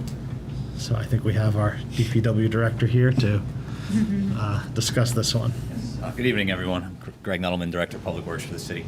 The appropriation before you for Liberty Street Pump Station is to advance that from a conceptual idea in the Integrated Water Resource Management Plan to more of an idea we can bring to life and how we move that station forward. We need to take a hard look at the building and the size that it can be going forward with the industrial use no longer in that section of town and it being mostly residential. There's some site remediation activities that need to happen and materials in the building that need to be tested to decide whether we can take it down or build a new station within the existing envelope or go to a submersible, smaller underground station. So what we're trying to do is have more and more projects that are shovel-ready as infrastructure money continues to come from the state and federal government. Any councilor have any question, comment? Councilor Peak? It's not so much of a question, but one thing that we did discuss at the meeting was I had asked about it seems like we spend a lot of free cash and a lot of big appropriations towards sort of design and engineering services. So I had talked about, is it possible to bring any of this in-house, and sort of the conversation we had, Director Nuttleman, was essentially that we do to a large extent, we have engineers on staff, but there's always some specific areas of these projects where the expertise of outside experts, that it wouldn't be practical to retain them on our staff full time if you only need their expertise once a year, that these sorts of things come up. I just thought that was valuable for the public because it always does strike me that we just spend a ton of money on sort of design and engineering services, but that makes a lot of sense to me. Thank you. Any other councilor? Anyone from the public have any question or comment about this appropriation? Seeing none, Councilor Peak. Request is hereby made for approval of the following appropriation. Amount requested, $49,800 to be transferred from enterprise retained earnings, $49,800 to be transferred to Liberty Street pump station removal, $49,800. The amount requested will be used for the following purpose. Design services are necessary to evaluate options for upgrades to the Liberty Street station. The Department of Public Works requests $49,800 to be transferred from enterprise retained earnings to fund this design work. Second. We have a motion and a second for the supplementary appropriation of $49,800 to fund design services for the upgrades to the Liberty Street pump station. Any further discussion? Seeing none, Barbara? Owen Zaret, Yes. Connie Denham. Aye. Salem Derby. Aye. Omar Gomez. Aye. JP Kaczynski. Yes. Tom Peak. Aye. Brad Riley. Dan Aye. Priest. Aye. Lindsay Rothschild. Aye. Motion passes. Councilor Peak. Okay, so the next item that we have up, I think these are all DPW things coming up. So you could just, all right. The services of my department are far-reaching, and so there's a lot of things that. All right, so this one is $15,000 for tree removal. What we discussed in the hearings, there's been a number of weather events that have led to a bunch of trees that need to be removed. I don't know if there's... One thing I think is worth mentioning is we do have a new tree warden on staff that came on with us last year, who's just doing a phenomenal job for the city. She's a resident of town. Her name's Sarah Greenleaf. And when we get a request from a resident to evaluate a tree, whether it's on, we try to only evaluate the trees on city property, but she does go out and look at pretty much every tree that gets a call and tries to point residents in the right direction. So what she's really doing is taking a hard look at trees and deciding, how we can best allocate the resources we have for the year. And we've gotten to a point this year where several trees have been identified that need to be removed as they're posing a certain level of risk for the city, and some others that can just be trimmed. So we're just trying to get a backlog of work caught up. Any councilor have any question? Councilor Rist? This is interesting, Greg. The tree warden can go to a home if the resident feels the tree is on city property, given the right-of-way, say, of a road. Yeah, we go to... And the tree warden can be called in to say, can you evaluate whether this tree is dangerous to my power lines or to anything? That's possible, because I've gotten a call on that. Yeah, well, we'll go out and take a look. I mean, if it's in someone's backyard and clearly not on the public way, then, Sarah's a very nice person. I'm sure she'll take a look and say, here's what you probably should do. But if they're on the right-of-way, they're city property. Yes. So they can't, even though the branches may go over private property, it's still the tree, right? Yes. And one important thing to mention is that not every right-of-way on every street in town is the same width. Right. I think Brook Street, for example, I think the right-of-way width for Brook Street, don't quote me on it, but it's like 60 feet. It's significantly wider than the pavement surface. That's one. Torrey Street's another that we have a similar problem. And there's other streets in town where the pavement is the entire width of the right-of-way. So there's really no rhyme or reason to it. Okay, thank you. Any other councilor? Anyone from the public have any question or comment about this appropriation? Seeing none, Councilor Peak. All right, request is hereby made for approval of the following appropriation, $15,000 to be transferred from free cash, $15,000 to be transferred to tree, $15,000. The amount requested will be used for the following purpose. This work includes the removal of 7 declining or decaying trees and the trimming of an additional 8 trees. The Department of Public Works requests $15,000 be transferred from free cash to fund the completion of this work. Second. We have a motion and a second for the supplemental appropriation of $15,000 for 3 works, removal of 7 trees, trim of 8 trees. Any further discussion? I have a question. Do we know what is the balance of the free cash after these appropriations?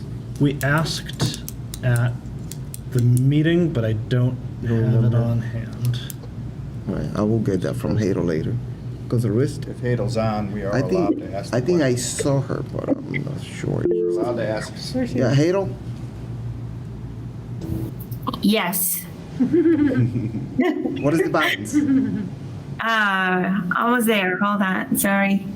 Okay, so after all these vote, it's going to be $986,489. Thank you. Yeah. Barbara? Connie Denham. Aye. Salem Derby. Aye. Omar Gomez. Aye. JP Kaczynski. Tom Peak. Aye. Brad Riley. Aye. Dan Rist. Aye. Lindsay Rothschild. Aye. Owen Zaret. Yes. Motion passes. Councilor Peak. All right. The next item up is $93,500 for the FY22 snow and ice deficit. Anyone who's been on the council for a while is familiar with this one, but for the benefit of the public, we basically deficit spend on this every year because we can, and because predicting what the weather is going to be in New England is hard. And That's an understatement. so this year it cost us $93,500, and so now we have to pay that bill. Anything else? Or? Want to add something else? I do think last year's appropriation, I believe, was like 94,500. It was right about the same. So Okay. it just kind of speaks to what you're saying.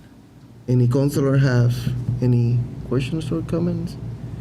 See, no, anyone from the public have any question or comment? Seeing none, Councilor Peak. Okay, request is hereby made for approval of the following appropriation. Amount requested, $93,500 to be transferred from free cash, $93,500 to be transferred to snow. Snow chemical, $6,500. Salt, $87,000. The amount requested will be used for the following purpose. The Department of Public Works has experienced a shortfall of $93,500 in the snow and ice removal budget for FY22. We are requesting the funds to be transferred from free cash to cover this deficiency. Second. We have a motion and a second for the supplemental appropriation of $93,500 for the fiscal year 2022. No snow and ice deficit. Any further discussion? Seeing none, Barbara? Salem Derby. Aye. Omar Gomez. Aye. JP Kaczynski. Tom Peak. Aye. Brad Riley. Aye. Dan Rist. Aye. Lindsay Rothschild. Aye. Owen Zaret. Yes. Connie Denham. Aye. Motion passes. Councilor Peak. All right, the next one is a request for $40,000 from free cash for fuel. This probably shouldn't surprise anybody if you think about what gas prices were when the city wrote this budget and what they are now. Costs a lot more. So anything else that? Just one thing I think it's important to note is that it's not just DPW vehicles or DPW buildings that we're heating. It's the entire city fleet, police department, fire department, school department vehicles, school department buildings. The DPW just happens to manage those payment accounts and contracts. So. Right, and it's both vehicle fuel and heating fuel for buildings. And with one of the reasons it's a lot higher with the outdoor air exchange that's needed to happen in the schools due to COVID, the amount of energy necessary to reheat the buildings has increased. Right. Any councilor have any questions?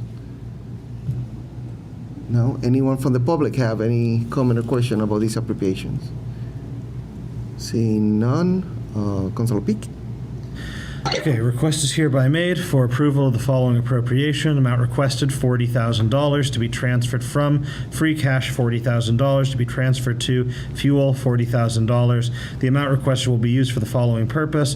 Due to the circumstances outside our control, fuel prices have increased dramatically in FY22. As such, we are requesting $40,000 to be transferred from free cash to cover the shortfall. Second. We have a motion and a second for the supplemental appropriation of $40,000 to cover the fuel cost for the remainder of fiscal year 2022. Any further discussion? Seeing none, Barbara? Omar Gomez. Aye.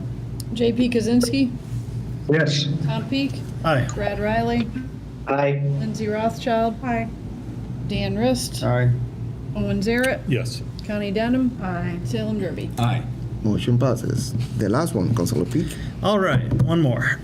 Request is hereby made for, or sorry, I need to talk about this. The next one is, it's $4,000 for trash. 2,000 of that is municipal, and 2,000 of that is school related. Director Nunnelman, do you want to expand on that at all? Yeah, another case of it. It's not simply DPW, it's also other city departments. There was some extra pickups on the school side as they've begun cleaning out buildings for the transition to the new school. Our contract expired with the waste hauler that we have, and we have not renewed yet because we're working out the transition to the new school and what the needs will be for refuse disposal there. So we just are trying to finish out this fiscal year with what we have and get a new contract in place as we move to just the 2 buildings on the school side. Any councilor have any question or comment? Councilor Sarek? Just wanted to clarify for the record, Director Nunnelman, that none of these additional trash expenses are from disposing of nip bottles. No. Okay.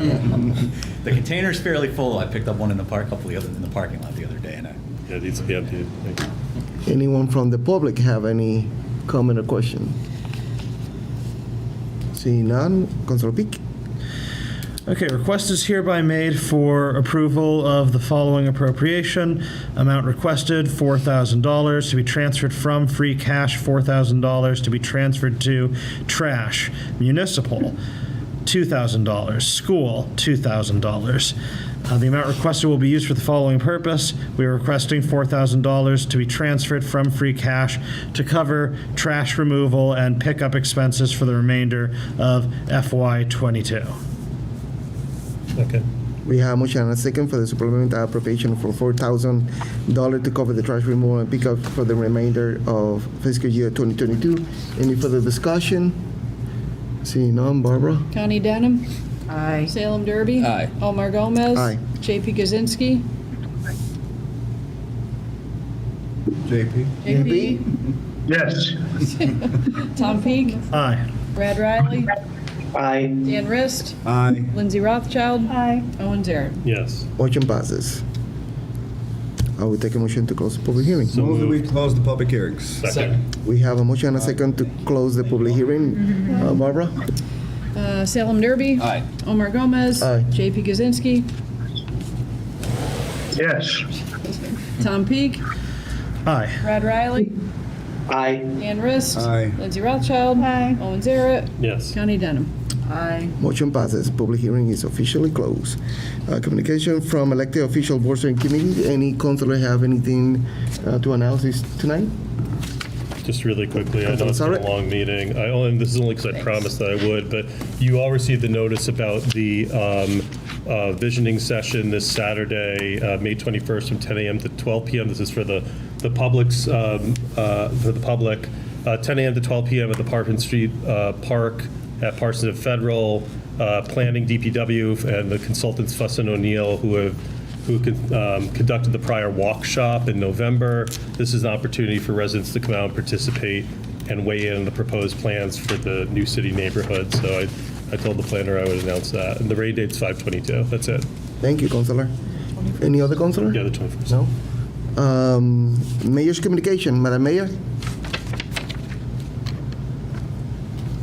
Still here? Good evening again. I have electronically sent to our city clerk as well as the president of city council my proposed budget for fiscal year 2023. The budget will be up on, the proposed budget will be on the website tomorrow. And we're also printing out hard copies that will be at the library, council on aging, the city clerk's office, and one at public safety for public review if someone wants to see a hard copy. The budget lists by section of government my proposed amounts. In the very beginning of the budget book, there's a mayor message. I'd like to read that into the public record now with just one caveat. The budget book this year is not as fancy as it has been in past years. There are a couple of reasons for that cost, but also with the past versions is online, it was the find function didn't really work well. So we've just reconfigured that into a readable PDF so people can easily search and find any topic or word in an easier manner. That said, President Gomez, thank you for the opportunity to read my message that's in the front of this budget. Please do. I actually have two more comments. This budget takes into consideration, as it always does, how to best stretch local dollars. And local dollars are more and more the funding source for everything a city does, our property taxes, meals taxes, and the amount of money from the state is shrinking. The state is putting money into grants that are competitive. Some are formulaic and they're outdated. The amount of staff hours to research, to find the grants, write the grants, and then the paperwork after is substantial. But a lot of what you see in the city as way of grants is replacing state dollars, and in some cases federal dollars, that are no longer available to a city just as a mandatory grant or a formulaic grant. So that said, dear President Gomez and City Council, in creating last year's expense budget, I funded at a needed service level budget. Unsure of the timing and the amount of COVID-19 recovery dollars, the prudent approach was to build up reserves to meet unknown fiscal challenges. Late in fiscal year 2021, the city was awarded $4.7 million from the American Rescue Plan Act. It is to be dispersed over fiscal years 22 and 23. The city finalized its Arpa spending priorities just recently and expenditure per the Arpa final rules. Arpa expenditures are driven by the allowed use of funds and publicly informed plans such as City Spirit Report, Arts Visioning, Rapid Recovery, Open Space, Housing Needs and Production Plans, and many others. The city increased contact tracing, ongoing testing, and vaccinations added by federal funding. Our public school department, state, and federal awards totaled approximately $2.6 million. My proposed budget asks for a 4.63 increase in the education line item, raising per pupil expenditure for the actual students attending Easthampton Public Schools to $16,388.47. I propose $29,617,744 and 77 cents for the education budget section. That includes, this amount includes non-net spending, and it excludes the debt service on the school bonds. This increase also excludes COVID-19 related grant dollars. In the public safety section, both police and fire departments show the total annual incentive amount. Incentives are a part of their respective collective bargaining agreement for additional certifications in education. The incentives are paid out twice a year. Last fiscal year, I put 1/2 of the incentive payments into the general fund operating budget and then requested an appropriation for the second payout of incentives. The fiscal year 22 incentive amount is about the same by adding the 1/2 of last year's incentive to the appropriation amount I requested and was approved by the City Council. In fiscal year 22, I split the incentive amount to increase certified free cash, giving the city flexibility if cash flow became tight. Mountain View School is substantially completed, with full occupancy slated for September 2023. The school reuse resident workroom will soon deliver suggested proposal requests to the City Council for review and amendment. The Ferry Street public improvements, including a roundabout and multi-use path, are done, with the first building open with residential and business tenants. Blueprint Easthampton has supported 18 micro businesses into formal local businesses and joined statewide groups to support more local businesses. Planning and DPW, employing state grants, are building up climate and neighborhood resilience in New City, Pleasant Green, the Pleasant Street Mill District, and Cherry Street. The future looks bright, but today's residents and local businesses still struggle to pay bills and survive, as 2 years of setbacks pile up due to lost wages, lack of affordable childcare, food, housing, transportation, and healthcare. But candidly, Easthampton residents face the growing shortage of affordable housing and rising inflation. While the city continues to partner with regional agencies, we are looking for more ways to help families, seniors, and businesses. There is no more critical time to invest in Easthampton. Over the last year and into the next, we've increased maintenance efforts, capital spending via grants, employee retention, and hiring. The fiscal year 2023 budget reflects the values of Easthampton, with investments across departments, taking on minimal debt, and meeting our commitments to funding retirement accounts. Our bond rating maintained a rating of AA+ with a stable outlook. The city is in a good position for future bonding. New growth and near 100% collected revenues in 2022 helped us push back against inflation and close gaps left in last year's budget.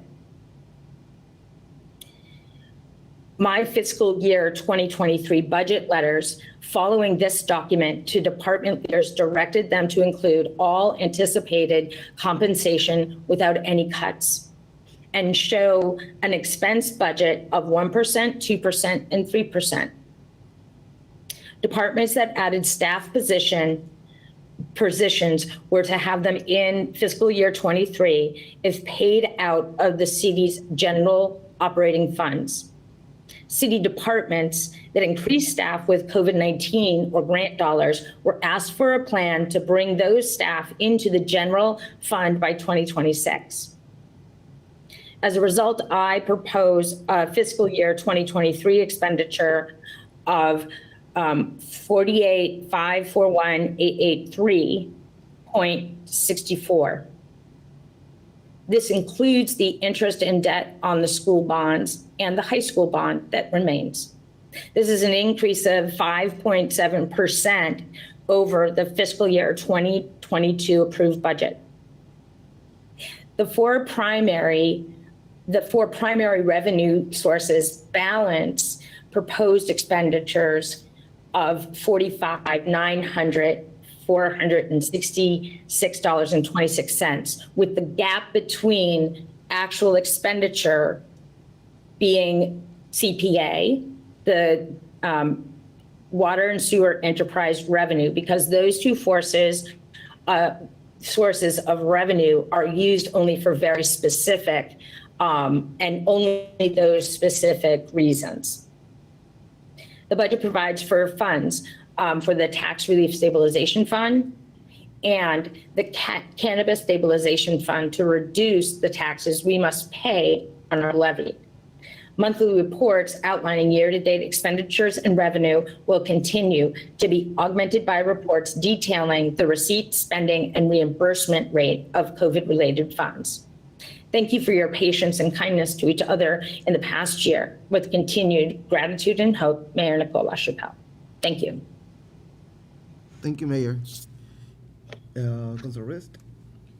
Mr. President, I move that this mayor's budget as proposed be sent to the Finance Committee for review, as well as that public hearing be set for June 15th at 6:15 in these chambers. Second. We have a motion and a second to move the proposed budget to the Finance Committee. Any further discussion? Seeing none, Barbara? Omar Gomez. Aye. JP Kaczynski. Yes. Tom Peak. Aye. Brad Riley. Aye. Dan Rist. Aye. Lindsay Rothschild. Aye. Owen Zaret. Yes. Connie Denham. Aye. Salem Derby. Aye. Motion passes. Any councilor have any questions for the mayor? I haven't seen it yet, so. No. Thank you, Mayor. Thank you. Also, President Gomez, I also included an updated proposed hearing schedule that was different from the last schedule. So I would just like that to be considered for planning purposes and public attendance. Thank you. Thank you. Thank you. Correspondence announcement for the President or Vice President. You have something? Now, report for of standing committees. Finance, Councilor Rist. Just while the mayor, well, maybe she's gone, I wanted to report that we will be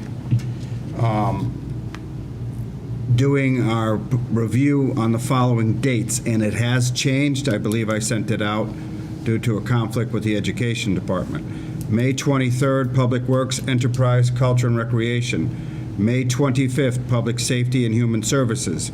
May 31st, no, I'm sorry, June 2nd. That's June 2nd, Education, Debt and Interest, and Unclassified and Insurances. June 6th, we'll discuss Revenue, General Government, and the CPA. And on June 8th, we'll do the final finance votes. I want to let everybody know that these will be posted and that every meeting will be in person in room 1, beginning with this Monday, February 23rd. But they will be a hybrid meeting, and I think the mayor is going to post that very statement. And as soon as I get the agenda set up with Barbara, the link to that hybrid meeting will be there so the public can interact with the. You have a question? And all of these meetings are going to be at 5 p.m., right? I'm sorry, yes, I was about to say that. 5 p.m. in room 1. All of these meetings will be in person, but hybrid for the public.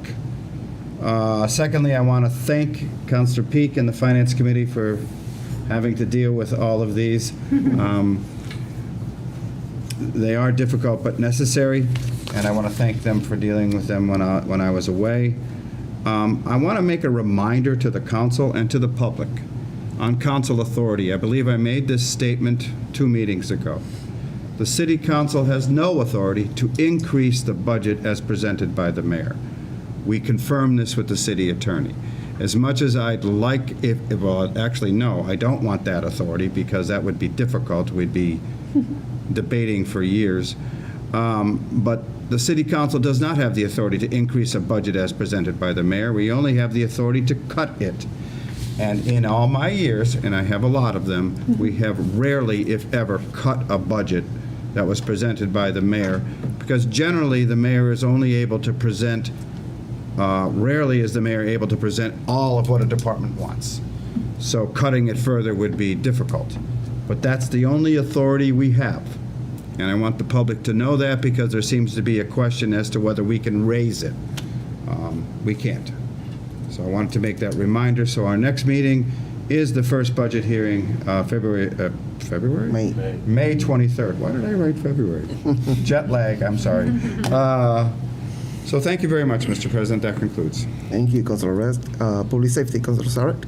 I'm just looking at the expiration dates. Those all seem to be in order. I don't have anything new to report following our last meeting. We have not met. Again, to remind the council, our next meeting is June 7th in room 1 at 6 p.m. That will be a quarterly report for fire department. We'll be talking about the Ordinance Review Committee report, and maybe discussing the electric speed monitoring signs, depending how some discussions go with potential vendors and other stakeholders. And thus concludes. Thank you, Councilor Sarek. Appointments, Councilor Rothschild. Thank you, President Gomez. We met last Wednesday, and we had 5 appointments before us. One of them is Jessica Hebert. She's here with us today. She's our new city treasurer. She comes to us from the city of Chicopee. Although she lives here in Easthampton, she's, I think, always lived here in Easthampton. Yep. She was the assistant city treasurer in Chicopee since 2008, and she also in the past worked in Hadley. She has a degree in financial management from Franklin Pierce, and we voted 2-0 to recommend her appointment. So I'd like to welcome, well, we didn't vote yet, but still, she's already working, so we better. Anyway, so I'd like to, does anyone have any questions? Did I ask that, or? You make the motion. Make a motion. I'm going to make a motion to confirm the appointment of Jessica Hebert to the position of city treasurer with a term expiration May 1st, 2025. Second. We have a motion and a second to approve the mayoral appointment of Jessica Hebert for the city treasurer. Any further discussion? Councilor Rist? Just a comment, welcome, and I look forward as Chair of Finance to working with you. Any other councilor? Seeing none, Barbara? JP Kaczynski, Yes. Tom Peak, Aye. Brad Riley, Aye. Dan Rist, Yes. Lindsay Rothschild, Yes. Owen Zaret, Yes. Connie Denham, Aye. Salem Derby, Aye. Omar Gomez. Aye, motion passes. Councilor Rothschild? Okay, so we had 2 appointments before us for the Conservation Commission. One was Sarah Carr. She is studying, I think, environmental. She's currently doing a second bachelor's in environmental science at Westfield, and she has a lot of experience in conservation easements. She's really interested in learning more about conservation, and that's why she's interested in participating.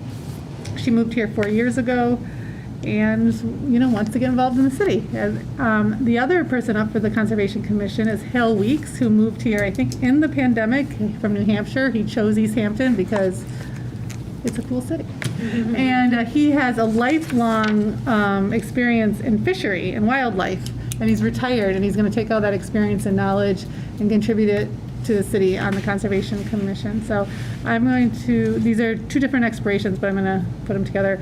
Making a motion, we voted 2-0 to confirm both of these 2, to recommend them. So it's Sarah Carr, making a motion to confirm Sarah Carr to the Conservation Commission with a term expiration December 31st, 2023, and Hal Weeks to the Conservation Commission with a term expiration December 31st, 2024. Second. We have a motion and a second for to approve 2 appointments from the mayor. Any further discussion? Seeing none, Barbara? Tom Peak, Aye. Brad Riley, Aye. Lindsay Rothschild, Aye. Dan Rist, Owen Zaret, Yes. Connie Denham, Salem Derby, Aye. Omar Gomez, JP Kaczynski. Motion passes. Councilor Rothschild? Okay, the other 2 appointments before us were Tony Manka for the Veterans Council. He came to the meeting, and he has a lot of enthusiasm. He's an Army vet. He works at the state.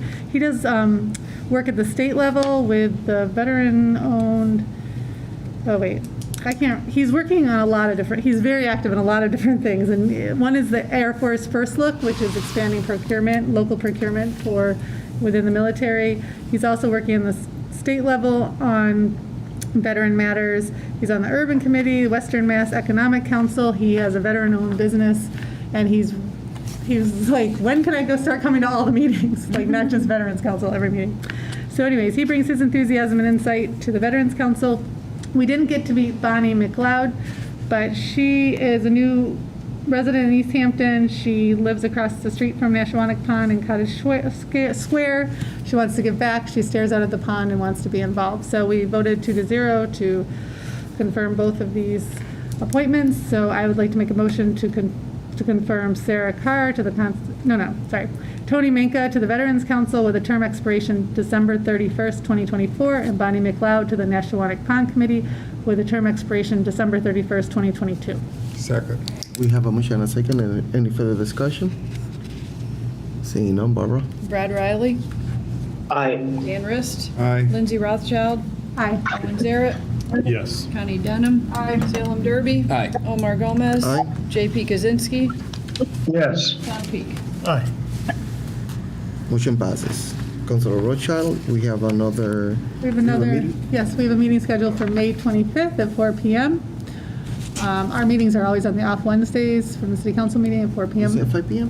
4 p.m. 4 p.m. Yep. And thus concludes. And that meeting is going to be. It's going to be here at City Hall, and I can't, the room, conference room 1. Yep. Okay, thank you. Be done by 5. So don't worry, we want to. Ordinance, Councilor Derby. Thank you, Mr. President. The Ordinance Committee met on May 9th, and we were able to get through a couple of items on our agenda. One of those being the Ordinance Review Committee's final report. We were able to get a finalized list to the city clerk about changes that we're looking to do. We're currently in a holding pattern to see how we're going to advertise those, and so I'm not going to set a public hearing for those yet, but they're the simple changes. We also have a list of changes that are going to require things to be brought back into the agenda, and so we're going to create a plan for a timeline for that. The other thing that we were able to look at was the amending Chapter 6, 6-22, which I think was 2.3, maybe? 2.3, which is deceptive advertising practices of limited pregnancy centers or crisis pregnancy centers. And we were able to take a vote 3-0 to recommend that to the full council. So at this time, what I'd like to do is I'd like to set a public hearing for that for June 1st, 6:15 in these chambers. Second. We have a motion and a second to set up a public hearing for our next meeting at 6:15. Any further discussion? Seeing none, Barbara? Dan Rist, Aye. Lindsay Rothschild, Aye. Owen Zaret, Yes. Connie Denham, Salem Derby, Aye. Omar Gomez, Aye. JP Kaczynski, Yes. Tom Peak, Aye. Brad Riley. Aye. Motion passes. Thank you, Mr. President. And you'll notice the other item on our agenda, which is the vacant storefront ordinance. We're still, the reason I haven't scheduled a next meeting, still have a few moving pieces between councilor schedules and trying to get the building commissioner and the EDIC on board. So I have not been able to nail that down. So stay tuned for a meeting to strictly discuss that piece. So, and that concludes. Thank you, Councilor Derby. We don't have anything in property. We don't have anything in rules. Councilor Rist? I do want to set a meeting, if that's okay. Yes. Councilor Rist? Councilor Kwasinski and Councilor Denham, I want to do a meeting. So is Councilor Denham. We have a lot of finance meetings, so I would like to do the resolution that will be presented at the end of the meeting at 5 o'clock on June 1st, which is a council meeting downstairs, and then we come up for this meeting. Is that possible with you two councilors? So it'd be right before the meeting. Huh? That could be the same night as BPW. You might need to go downstairs. I have to be able to do hybrid with Councilor Krasinski. Can we figure it out this after First the and meeting? third Wednesday is BPW at 5. I don't know when to do it, that's all. Okay, I'm saying. so let's figure it out after the meeting. All right, and I just wanted to report that the charter amendments, which we did 2 years ago, are moving along in the Senate now, and we may actually see them by the end of the summer. 3 years after. Thank you, Mr. President. No business, Councilor Derby? Thank you, Mr. President. We have one mayoral appointment. Robert Wild to the Commission on Disability, expiration date 12/31/2022. In the form of a motion to move that to the appointment subcommittee. Second. We have a motion and a second to move this appointment to the appointment committee. Any further discussion? Seeing none, Barbara? Lindsay Rothschild. Aye. Owen Zaret. Yes. Connie Denham. Aye. Salem Derby. Aye.